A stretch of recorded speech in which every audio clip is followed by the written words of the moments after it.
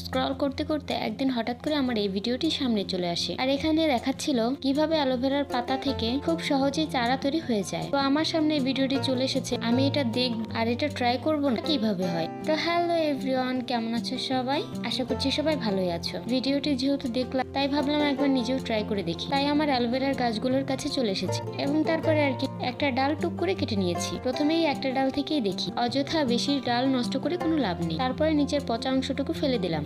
এই তো দেখো, তারপরে এই একটা ডালকেই আমি 4 ভাগে ভাগ করে নেব এবং এর জন্য কিন্তু আগে থেকে মাটি প্রস্তুত করে রেখেছিলাম। তারপরে এক এক করে ডালগুলোকে বসিয়ে আলতো হাতে চেপে দেবো। প্রত্যেকটি ডালকে কিন্তু আমি মাটির 1 ইঞ্চি গভীরে রাখার চেষ্টা করেছি এবং লাগানো হয়ে গেলে দেবো জল এবং তারপরে একটা পাত্র দিয়ে এই অ্যালোভেরা লাগানো টবটাকে কভার করে দেবো। তা তোমাদের কি মনে হয়, এটা থেকে কি চারা হবে? তা জানতে কিন্তু অবশ্যই আমার চ্যানেলটিকে সাবস্ক্রাইব করে রেখো। এর আপডেট তোমাদের অন্য কোনো ভিডিওতে শেয়ার করবো। চলি, বাই।